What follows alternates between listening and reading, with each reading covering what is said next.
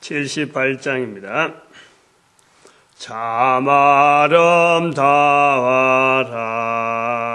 주님의 세계는 저 솔로몬의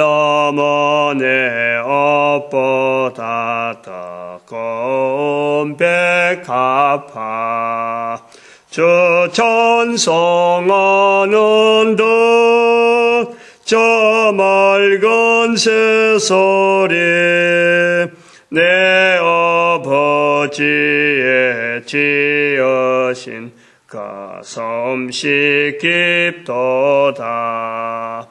참아. 하나님 말씀 요한복음 1장입니다. 요한복음 1장 1절에서 5절 말씀입니다. 같이 합독합니다. 시작. 태초에 말씀이 계시니라. 이 말씀이 하나님과 함께 계셨으니 이 말씀은 곧 하나님이시니라. 그가 태초에 하나님과 함께 계셨고 만물이 그로 말미암아 지은 바 되었으니 지은 것이 하나도 그가 없이는 된 것이 없느니라. 그 안에 생명이 있었으니 이 생명은 사람들의 빛이라.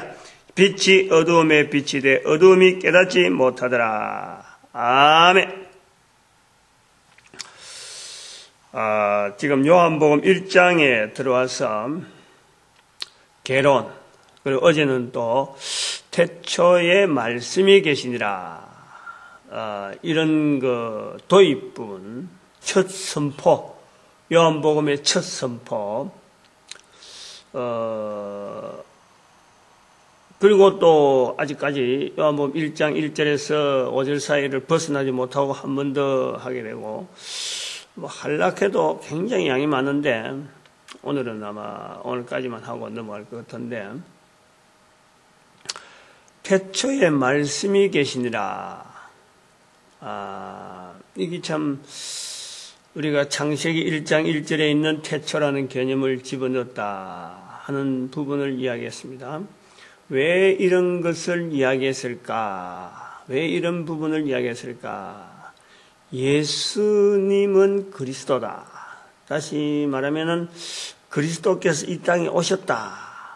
라는 이런 표현이 알아먹힐 수 있는 사회, 이걸 알아들을 수 있는 기, 그 기가 마태복음이나 마가, 누가복음, 또 사도 바울의 그 글들에서는요, 이것이 알아먹힐 수 있는 그 환경이 있는 거죠.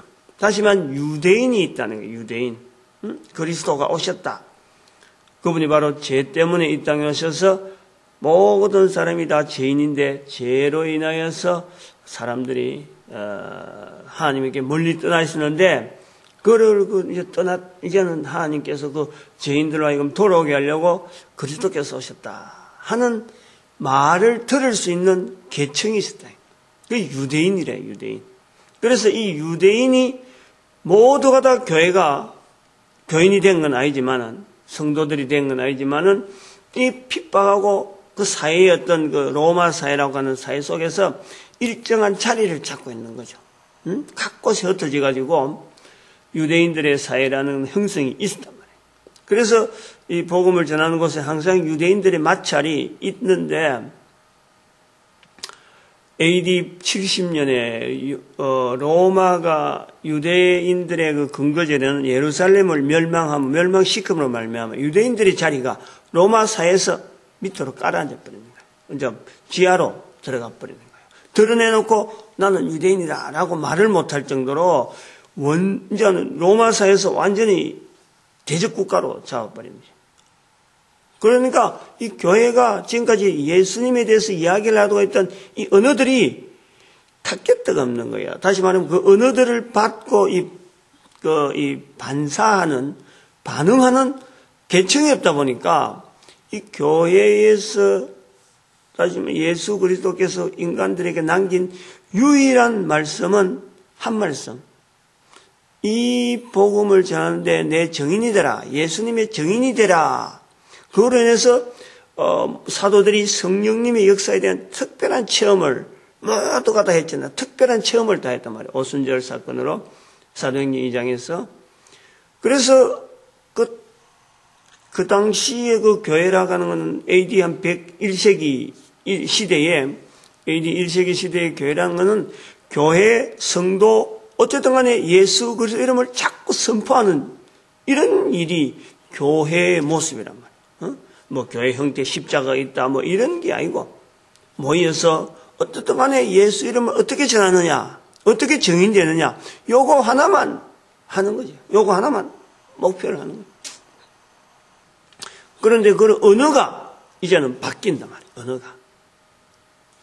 반향이 없는, 이제 유대인들이 막 반발하고 막, 집단 소송을 한다든지 막 이렇게 해서 막 문제가 막 일어나는 이런 분위기 속에서의 교회가 항상 좀 뭔가 경계가 되어지는 유대인들이 어떻게 반응하느냐, 유대 사회가 기존에 성경이 있는 유대 사회가 어떻게 반응하냐 하는 것에 대해서 이 복음을 전한 자들이 항상 그에 대해서 언어가요 막 다듬어지는 거예요. 그런데 그러한 반항하는, 저항하는, 다시 말하면 또 하나의 타겟가 되어지는 목표 전도 대상자로서 반드시 있어야 되는 유대인들이 딱 전부 다 바닥에 깔고 사회 속에서 나타나지 않으니까 전도 정인되어지는 데에 언어가 바뀔 수밖에 없는 거예요. 요한복음 바로 그런 것을 우리가 볼 수 있어요. 그래서 우리한테 지금 굉장히 가까운 우리 시대에서도 우리도 예수님이 지금 모르는 시대에, 예수님을 잘 모르는 시대에 복음을 어떻게 전하는가, 각 시대, 각 사회, 각 환경마다 어떻게 복음을 전하는가 할 때 이 사도 요한이 고민했던 그 고민을 보는 거죠. 고민을 본단 말이에요. 그래서 그 당시의 사회에서 중요한 그 어떤 사회적인 그 사회를 이룰 수 있는 하나의 사고 방식들, 어떤 이 개념들, 언어의 어떤 표현들, 이제 그 전체 사회를 향해서 나가려고 하다 보니까 그들이 쓰고 있는 언어에 대해서 예수님을 전해야 되는 그 이제는 복음 전도의 그 환경을 이제 가지고 언어를 만들다 보니까 그동안에는 요한복음 기록하기 전까지는 사도 바울이나 일단 복음서에서 어떤 그 환경이 어느 정도 그 복음서가 영향이 다 있었죠. 다 있었는데 이제 유대 사회가 딱 없어지다 보니까 그 복음서의 기능들, 사도 바울의 편지들이 힘을 잃는 거예요. 적용되어질 이 개념들이 이게 안 맞는 거예요. 안 맞는단 말이에요. 계층이, 받아들이는 계층이 이게 어떤 그 전도 언어를 할 때 이 그 통로, 상대방하고 이야기되어지는 그 언어들이 안 맞는단 말이에요. 주고받을 대상들이 안 맞는 거예요. 이제 헬라사회 전체를 갖고 이제 에베소라 하는 이 지역에서나 그 복음이 막 전파되어지는 이런 과정에서 이 복음을 막 전하는 이런 대상자들이 그 유대 사회가 없다 보니까 그 어떤 접촉하고 있는 대화, 주고받고 있는 대화의 이런 표현들에서 이제는 맨 땅으로 헬라인들만 상대로 되어지는 헬라사에서 굳어지는 언어를 가지고 있는 구조를 가지고 있는 사람들하고만 상대하다 보니까 말이 서로 주고받지 못한단 말이에요. 언어가. 이런 복음 현장적인 전도 현장적인 관점에서 요한복음을 우리가 살펴봐야 되는 거예요. 그래서 이 헬라 사회에서 가지고 있는 이 사고방식, 그 당시에 사람들이 가지고 있는 이 세계관, 인간관, 그리고 가장 중요하게 생각하는 어떤 도덕, 사회가 요구하는 유대 사회가 지향하는 도덕이나 이런 그 사회 어떤 윤리, 이런 구조하고는 전혀 다른 어떤 조직과 가치관을 가지고 지금 물결이 흐르고 있는 사회 속에서 복음이라고 하는 딱 돌멩이 하나, 딱 바위 하나가 지금 저항을 하려고 하는 그런 자세가 지금 요한복음이라. 선포, 예수 그리스도를 어떻게 이 사회에서 선포할 것인가. 여기에 이제 착상이 제가 볼 때 요한이 그리스도의 존재, 오신 예수 그리스도께서 오셨는데 이 그리스도에 대한 존재를 이들에게 어떻게 접근시켜서 시작할 것이냐. 공간복음이나 이런 데는요, 바울의 그 복음, 사울의 편지에는요, 예수 그리스도가 그리스도 되신 것에 대해서 이스라엘 백성이라 하는 것에 대해서 아브라함의 자손이라는 것에 대해서는요, 반구를 다른 어떤 언어를 집어넣지 않아도 얼마든지 설명이 가능한 상대가 있는 거예요, 상대가. 유대인들이 있는 거예요. 그렇게 아브라함과 다윗의 자손, 예수 그리스도의 세계라, 족보부터 딱 해도 알아들을 수 있는 계층이 있다니까.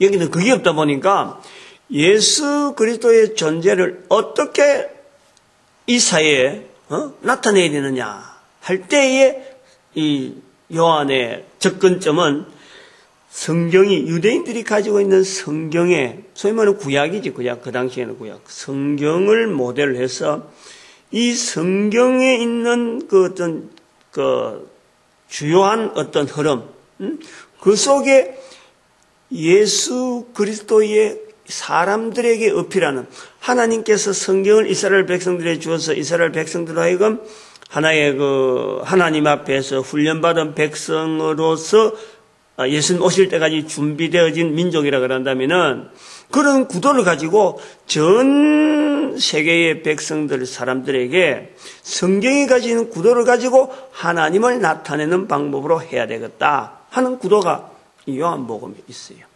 요한복음. 그걸 봐야 돼, 그걸. 요한이 헬라사에 있는 그 철학이나든지 그 사상 자체에 대해서 요한의 사상을 가지고 맞닥뜨리면은 안 됩니다. 본인도 나이가 들고, 이제 어떤, 그게 기능이 없는 거예요. 예수 그리스도를 어떻게 나타내는가?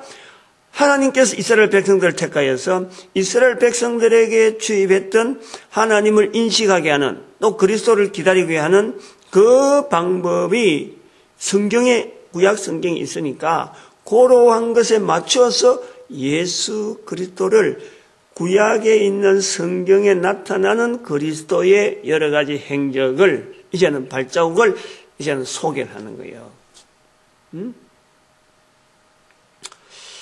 표현 자체에 대한 저의 표현의 어떤 중심을 좀 아시는 게 좋을 것 같아요. 생판, 생뚱맞게라든지 안 그러면 혼자서 지어진 이 태초에 말씀이 계시니라 라고 하는 그런 것을 어떤 논리를 펴려고 하는 게 아니라는 걸 알아야 된단 말이에요.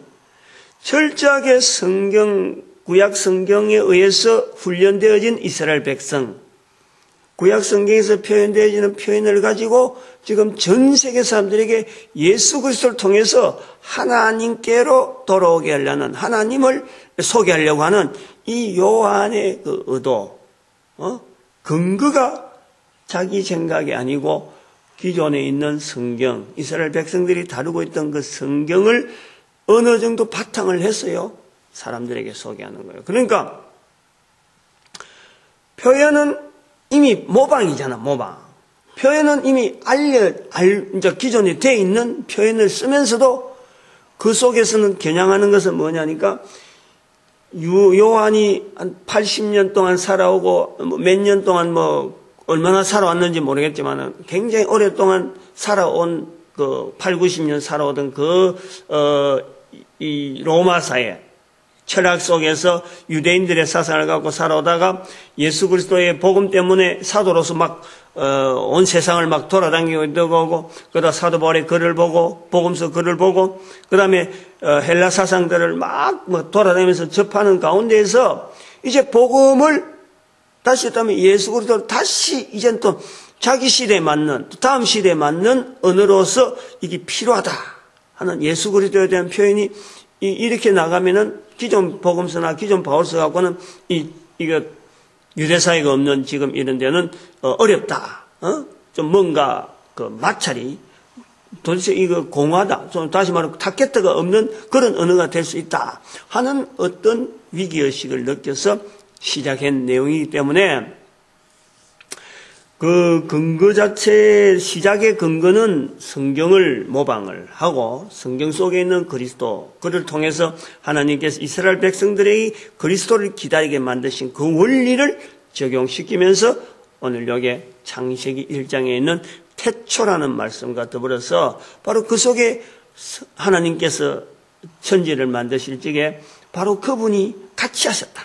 그리스도께서 같이 하셨다. 그 그리스도의 존재성에 대해서 보통 사람들이 논리 속에서 뭐 참 신이 있니 없니, 신이 우리하고 같이 있니, 신의 모습은 어떻니, 또 신은 사람이 될 수 없니 하는 이러한 여러 가지 논리들이 많이 있는데 그 자체를 다 묵살해버리고 그들이 가지고 있는 주제 속에보다 훨씬 뛰어넘는 태초에 하나님이 태초에 천지를 창조하시니라.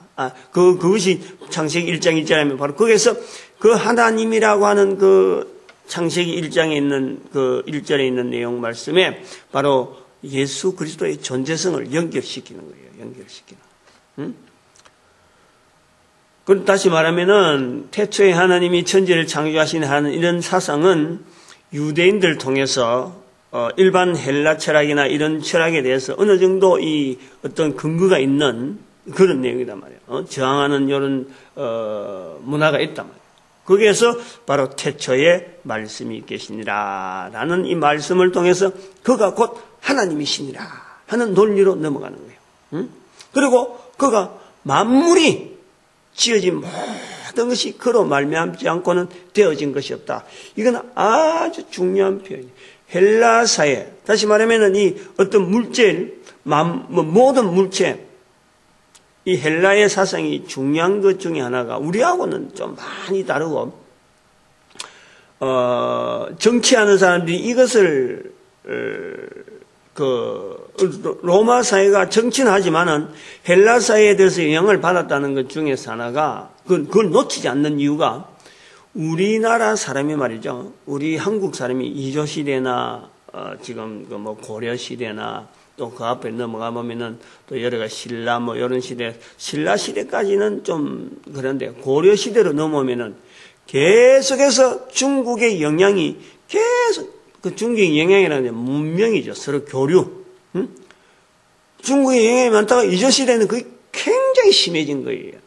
그게 뭐냐면 심해졌다는 말은 뭐냐면 중국의 사상, 중국의 통치, 중국의 어떤 그 국가 어떤 운영의 여러 가지 그 어떤 그 규범들 그런 것을요 굉장히 많이 따진단 말이야. 상대 국가에 대해서 얘는 어떻게 하고 저런 사람들이 저래 할 적에는 우리가 선례를 어떻게 남기는 게 좋겠다. 이런 그 예화들이 중국에서 다뤄졌던 그 여러 가지 그 관계성을 두고 한국에서요 같이 연결하는 거예요. 영향을 받는단 말이야. 대신을 보내라, 사신을 보내라. 사신을 보낼 때는 어떻게 예를 하고 거기에 대해서 공물을 어떻게 바치고 이런 것이 우리나라가 가만히 있을 수가 없는 거예요. 영향을 받는 거라.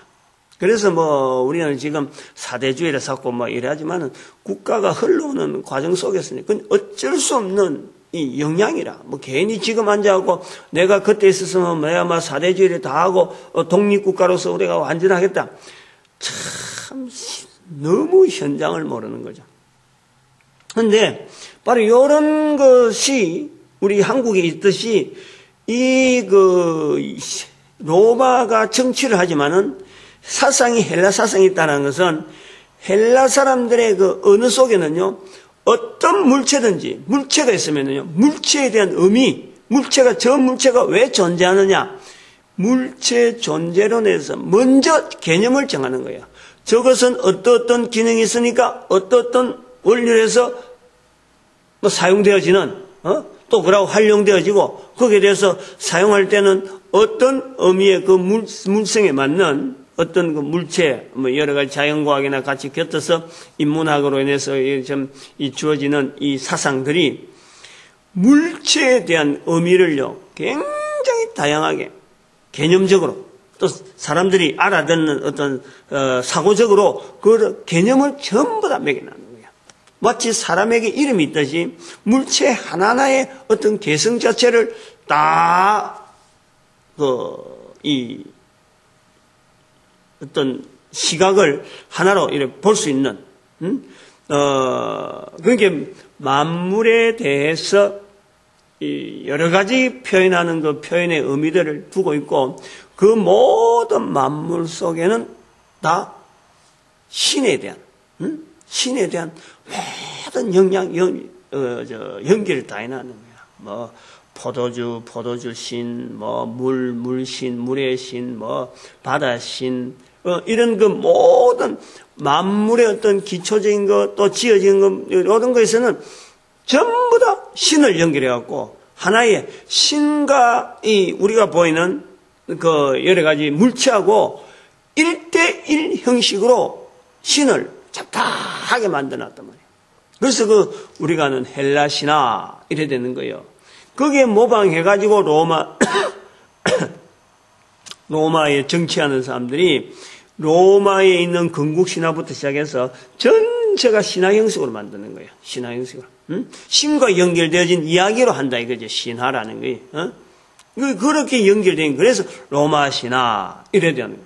그러니까 그런 것을 영향받아서 문화가 쭉 이렇게 흘러가면서 로마사에서부터 쭉 넘어오는 게 오늘날 우리에게도 당군 신화라 하는 그 신화를 만드는 거예요. 그게 이제 중이 만들잖아요. 중이. 그 고려 시대인가 만들잖아요. 일련이. 그것이 뭐냐면 종교적인 영향을 해서 이 흘러 들어오는 거예요. 중국에서부터 쭉 이렇게 로마사이나 헬라사에서 쭉 해서 이렇게 넘어와서 아마 그런 게 당나라 시대 굉장히 영향이 심했죠. 그래가지고 쭉 넘어와서 이제 종교적인 이 채널들, 이런 루트들이 접목하는 기술들이 빠르니까 빨리 받아들이니까 하나의 우리나라의 역사도 당군 신화라 하는 신화의 형태로 남아 있는 거죠. 우리는 굉장히 변방이니까 다 하지 못하고 일부만 넘어오는 그 속에 종교성을 우리가 보는 거죠. 종교성을. 이런 구조 속에 있을 적에 태초에 말씀이 계시니라. 열어놔놓고 그가 바로 하나님이시다. 그리고 만물이 그로 말미암아 지어진고 그로 말미암지 않고선 지어진 것이 없다. 강조하는 겁니다. 강조. 만물이 그로 말미암아 지어졌고 모든 것이 다 예수 그리스도로 인하여, 다시 말하면 창조주 예수 그리스도, 그리스도에 대한 소개를, 접목을 이제는 일종의 서론식으로 이제는 하는 거예요. 하나님과 하나님이셨던 그분, 말씀. 근데 여기서 말씀이라 하는 이 부분이 어제도 하려다가 이제 굉장히 의미가 있죠. 왜 말씀이라고 표현했느냐, 말씀이라 했느냐. 이걸 다르게 이렇게 참 여러 가지로 표현하려고 하면요 좀 어려워요. 근데 여기서 정인이 되어지는 자세를 우리가 보는 거죠. 정인. 언어에서의 존재성. 언어와 함께하는 거예요. 언어. 그 언어와 함께한다는 것은 또 한편으로는요, 예수님께서 말씀하시는 너희 입에서 나오는 그 말이 너희가 말하는 게 아니고 바로 성령님으로 말씀하셨다 하는 거예요. 사람의 입에서 나오는 이 말 속에서, 다시 말하면 전도자가 전해주는 그 말씀, 지금 전도자 그 환경을 우리가 염두에 둬야 돼요. 전도자가 전하는 예수 그리스도에 대한 이 고백, 마태복음 10장 32절에 하는 사람 앞에서 예수 이름을 시인하는 그 고백은 전도자가 말하는 거지만은 실제로는 그것은 바로 그 뒤에는 예수 그리스도의 보증으로 인해서 성령님의 나타나시는 음성이라는 그 구조가요. 전도하는 현장에서 나오는 바로 이 복음이라고 하는 현장에 선포되는 말씀으로서 말씀이지, 이게 설교라든지 우리가 읽고 성경에 기록된 단순한 글로서만 기록되어진 이런 걸 갖고 말씀이라 하진 않는다는 거예요. 말씀은요, 인격체로서의 말씀이라. 다시 말하면 전도 현장에서 예수 그리스도를 시인하면은 내가 저를 시인하리라. 인격체적인 예수 그리스도를 시인할 때 그 시인의 현장에는 사람이 할 수 있는 게 아니라 성령님이 도는 거예요. 성령님이. 근데 중요한 거 하나는 지금 여기서 성령님 이야기를 끄집는데요. 아주 중요한 부분이 뭐냐니까 마태, 마가, 누가라든지 공간복음이라든지 그다음에 로마서란다. 이 사도 바울의 편지, 이런 편지들에는요, 그 바탕이 뭐냐니까 성령님입니다. 성령님. 이 일이 되어지는 성령님, 그것은 뭐냐니까 사도행전 2장에 있는 오순절 체험이 분명히 있는, 그걸 근거로 해서 성천하신 예수 그리스도를 우리가 어떻게 전할 수 있느냐, 성령님의 능력으로 가능하다는 이것이 바탕에 깔려있단 말이에요. 그럼 이것이 개념, 이런 표현이 미안합니다. 마태나 공관복음이나 바울에서 가능한 것은 아까도 말했지만 이 유대인들이 그 내용을 알고 있단 말이에요. 유대인들이 하나님의 영, 성령, 이것은 유대인들이 알고 있는 거예요. 그런 것이 오다 보는데, 주고받는데, 헬라사에서는요, 이게 조심해야 될 표현이에요, 실제로. 이 모든 만물 속에 신이 있다 그러는데, 성령님, 하나님의 신, 성령님의 인격체적인 아주 유일한 어떤 참 구별하기 힘드는, 표현하기가 너무 힘드는 그 성령님을 만물 속에 있는 그 신화가 잔뜩 있는 헬라 신화 속에 그 이야기를 함부로 못합니다. 그래서 요한복음에는 성령님에 대한 표현이 굉장히 조심스럽게 나오는 거예요. 함부로 안 해요. 요한은 그걸 아니까 그 표현을 안 한단 말이에요. 그런데 오늘 여기 태초에 말씀이 계시니라 하는 이 말씀이란 표현 속에서 바로 성부, 성자, 성령 하나님을 같이 나오는, 같이 표현하는 거예요. 만물이 그로 말미암아 지음을 받았고 그거 없이는 하나도 지은 것이 없다. 성부, 성자, 성사, 성자 하나님에 대한 말씀을 하는 것 같으면 그 뒤에 빛에 대한 빛, 생명, 그리고 그 안에 생명이 있었으니 사람들의 빛이라.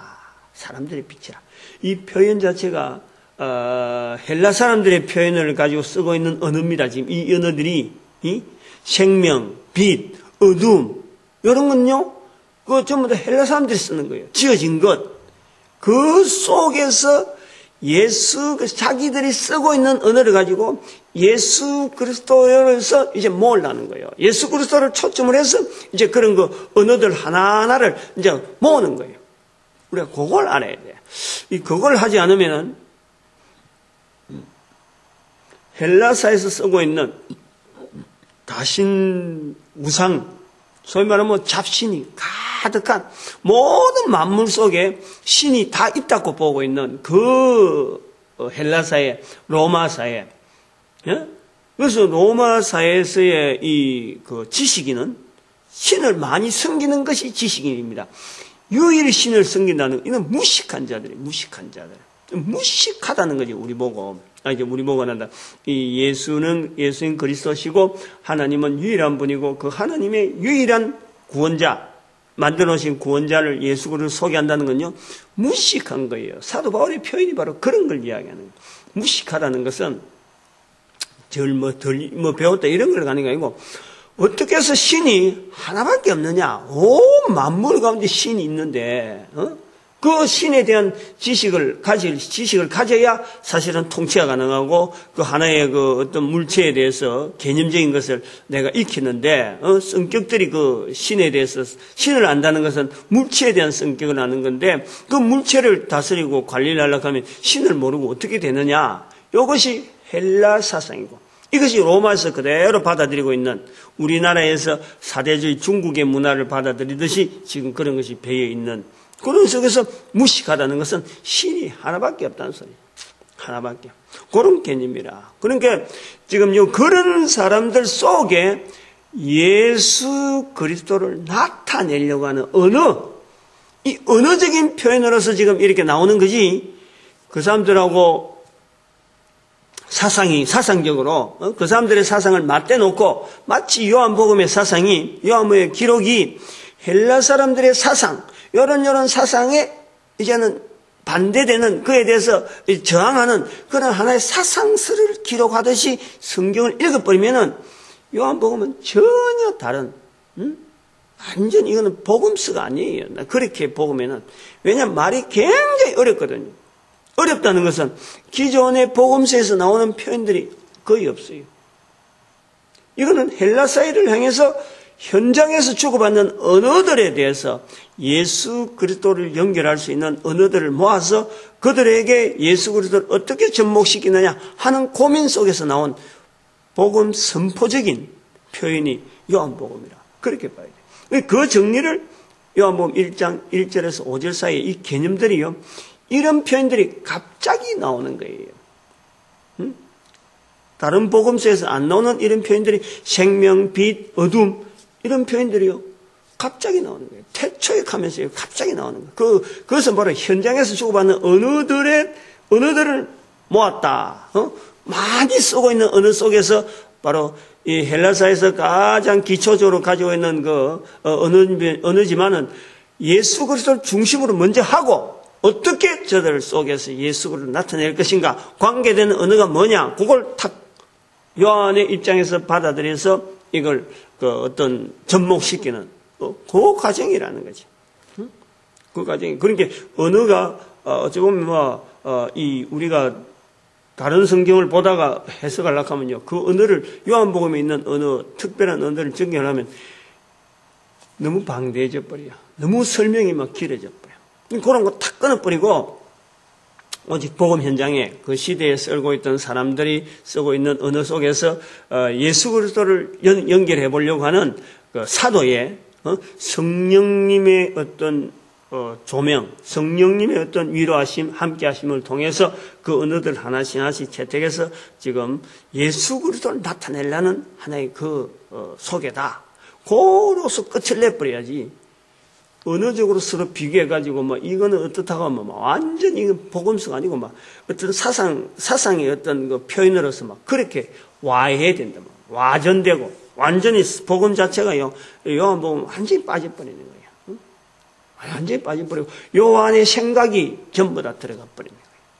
실제로 요한은 복음 현장에서의 예수 그리스도를 소개하는데 전도자들이 예수 그리스도를 어떤 언어를 써서 저들에게 접근할 것인가 하는 언어 훈련적인, 언어 훈련보다 어떤 이렇게 어떤 도구로서의 언어를 지금 어떻게 쓸 거냐, 그거 골라갖고 넣어나는 건데, 이걸 오늘 후대 사람들이 하나의 철학서 비슷하게 문자적으로 비교해서 해석해버리면은 복음 자체는 사라져버리고 요한의 사상이 요한은 이런 사상으로 썼을 것이다 하고 사상적으로 나간단 말이에요. 그래서 1장 1절에서 5절 사이에 이 내용을 지금 계속해서 고민해보는 거예요, 우리가. 제가 하는 이런 표현이 다 옳다는 건 아닌데, 요한복음의 성격 자체를 가지고 접근할 때는 이런 자세로 가지고 접근해야지, 가면 갈수록 문자가요, 갑자기 툭툭툭 나오는 이런 문자에 대해서요, 그걸 다른 문서하고 비교하면서 이렇게, 그럴 때 이런 경우에 이런 말 쓰고 저런 경우에 저런 말 쓰는데, 그래서, 요한은, 지금 요 본문은 요렇다. 이렇게 표현해버리면 이게 완전히 하나의 자기 의견을 나타내는 요한복음을 빗대어서 자기 말하는 사람의 의견을 나타내는 하나의 이론적인 밖에 내용이 안 된다. 그러니까 복음이 없어진단 말이에요. 복음이 사라진다. 복음 선전에 불구하고 복음이 사라질 수 있는 굉장히 위험한 그런 부분이다. 그런데 어째 다르게 생각하면 이게 바로 우리가 고민해야 될 부분이다. 요한복음이 던지는 것은요, 요한복음이 우리한테 던지는 것은 바로 이것이, 저는 그게 아주 절실하게 느껴지는 게, 2000년 동안에 이 복음이 왔다 하고 내가 그처럼 믿고 내가 고백하고 예수를 고백하는데, 이게 신기하다는 거예요. 이게 기이한 거예요. 이게 하나님의 섭리예요. 요한이 고민하던 그 시대가 불과 예수님 성취하고 나는데 한 5, 60년밖에 안 되잖아. 5, 60년. 그때만 해도 이런 사건이 있어서 요한복음이라고 하는 복음서가 나오는데, 사도가 보는 관점에서도 필요하다라고 예수 그리스도라는 표현이 일반 내용하고 완전히 다른 특별한 또 새로운 어떤 표현으로서 나오는데, 이게 수천 년이 지나가면서 2000년이 넘으면서도 이 복음이 그대로 우리에게 전달되어진다는 거예요. 이게 책에서 기록했다고 되나요? 어림도 없어요. 책이 있다고 되나요? 어림도 없어요. 이거는 하나님의 성령님의 역사로 말미암아 이 복음을, 결국에 복음의 도구는 성령님이 복음의 도구라. 복음을 싸고 있는 어떤 매체. 그래 계속 인간의 세대를 계속 가도 복음의 알맹이가 그대로 유지되도록 섭리하시는 성령님의 어마어마한 섭리가 바로 이 우리가 만나는 이 복음이에요. 복음. 그러니까 여기서 담복하고 여기서 말만 우리가 예수 그리스도 앞에 그 이름 앞에 무릎 꿇을 수밖에 없는 것이 오늘 이 복음 앞에 서 있는 우리라니까. 그러니까 이것이 내 입에서요 나온다 하는 이거는 어마어마한 능력이라니까. 이 능력이 바로 이것이 우리에게 축복이죠. 우리에게 축복이고 바로 천국이 누려지는 거예요. 제가 이제 이런 개념을 두고 보고 있는데 어째서 이렇게 해서 갈 때 이제 성경을 오늘 1장에서 5장 1절에서 5절 사이에는 이제 언어에 대해서 이런 노출이 되는 이 부분이 이게 그 전도 현장적이다 하는 요거 이제 강조되고 하나하나는 못 하는 거예요. 굉장하게 탈락하면은 굉장히 넓단 말이에요. 1절에서 5절 사이만 하려고 해도 어마어마한 분량이 막 나오는 거지. 근데 이제 그걸 다 못하고 딱딱딱 넘어가면서 이제 이런 특별한 주제가 주어질 때마다 이게 한 번 하든지 두 번 하든지 그거에 대한 어느 정도 개념이 딱 설 때까지는 멈추는 거예요. 응? 멈추고 또 넘어가고 또 이런 식으로 요한복음은 하게 될 것 같습니다. 저는 오늘은 이 전도 현장에서 이 다양한 그 언어들이 그 하나하나가 보통 그 내용을 담고 있는 게 아닌데 이런 언어들이 그냥 첫 번째 서두에 나온 것은 요한의 사상이 알려고 하는 그런 내용이 아니고 전도 현장에서 만나지는 언어이기 때문에 기록한. 그러니까 이게 철저하게 뒤에 빛은 어떻게 설명할 것이고 말씀은 어떻게 설명할 것이고 어둠은 어떻게 설명하고 생명은 어떻게 설명하겠다. 이런 뒤에 어떤 보관을 두고 내놓는 게 아니고 뒤에 있는 말씀하고 연결시켜서 나오는 거 아니고 현장에서 많이 쓰이는 생활 삶 속에서 많이 쓰이는 예수 그리스도를 전하는 그 과정에서 언어를 이렇게 발췌해서 넣다 보니까 큰 주제가 될 수 있는 언어들이 로마 헬라사에서 큰 주제가 되는 그 언어들이 그냥 성경 속에 그냥 그대로 팍 들어온 거예요. 그렇게 받아들이는 것이 되도록이면 그렇잖아요. 이 컴퓨터가 있는데 이 컴퓨터가 이 저장하는 어떤 저장 속도라든지 또 저장 공간이라든지 이런 거를 우리가 이야기를 할 때 지금 3D 시대라 그러는데 옛날에는 한 단어, 한 비트, 한 바이트, 8비트를 한 바이트라는데 몇 바이트를 공간을 하느냐. 이제 결국 그게 이제 저장 공간이고 저장 속도고 이런 걸 하는데, 그냥 한 줄씩 쫙 스캔해갖고 복사하듯이 복사기 옛날에 넣어서 쫙 한 줄 읽고 한 줄 읽고 한 줄 읽고 이래 하는 거 하고 그냥 줄 자체를 턱턱턱턱 이래 하는 거 하고, 줄을 턱턱턱턱 하는 거 하고 그 한 페이지를 싹 받아들이는 거하고는 이게 속도가 다르는 거예요. 요한복음 자체는요, 이 3D와 같은, 지금은 전체 입체적인 걸 그 한꺼번에 쫙 들어오듯이 그 있는 표현 하나하나를 이렇게 바로 집어연 거지, 그거 뒤에서 설명하고, 요 문장은, 이 단어는 앞으로 이런 것이 있을 끼니까, 요 문을, 요 구조를 이어야 되겠다 하고 집어연는 그런 건 아니다. 그거는 마태복음이 그게 심하고, 앞에 엮고 뒤에 엮고 이렇게 조직적으로 하는 거는 그게 심한데 요한은 절대 그렇지 않다는 거지. 그냥 탁 집어넣고 일단 집어넣고 그 다음에 또 다른 환경에 있으면 또 다르게 딱 집어넣고 완전히 전도 현장적인 환경 만나는 환경을 전부 다 헬라사에서 어떻게 나타낼 것인가 하는 그 고민 속에서 되어졌다 하는 그런 구도로 오늘 컴퓨터를 그 구도하고도 같이 우리 볼 수 있는 용량 자체가 어마어마한 용량이 한꺼번에 탁 들어오는 거예요. 요한복음은 그렇게 우리가 볼 수 있습니다. 아니, 이런 개념을, 단어적인 개념을 하면서 우리의 복음의 신비를 한 번 더 고백해보는 시간이었습니다. 어쨌든 우리 예수 그리스도를 구주로 믿는 사람들은, 그 입으로 고백한 사람들은 마태복음 10장 32절의 말씀을 해서 사람 앞에서 예수 이름을 시인하는 이 일에 고민하다 보면은 사도 바울의 이런 고민도, 사도 요한의 고민도 우리가 알게 되고, 또 이런 고민을 통해서 내한테 주어진 이 복음의 신비를 우리가 다른 사람들 앞에 이야기할 수 있는 이 자리가 얼마나 귀한 자리인지, 살아있는 동안 이걸 할 수 있다는 것은요, 이거는 엄청난 이게 귀한 거라니까. 엄청난 거예요, 어쨌든. 자손들에게 계속 축복해도 되는 거예요. 이런 복음을 만나게 지고, 또 이런 복음을 전하는 하나의 도구로서 다음 세대에 우리의 위탁할 수 있는 그런 게 되어진다니까. 작은 우리의 위탁이 결국은 어마어마한 역사를 계속해서 연결해보는 이 복음의 역사에 우리가 동참하는 거예요. 오늘도 성도의 자리가 바로 그런 자리인 줄 알고, 또 교회는 하나가 돼야 돼. 교회는 하나 되고, 그 다음에 우리 민족이 하나님 앞에 쓰임받는 이 일에 부르짖는 음성 되어지길 바랍니다. 주여 삼창합니다. 주여!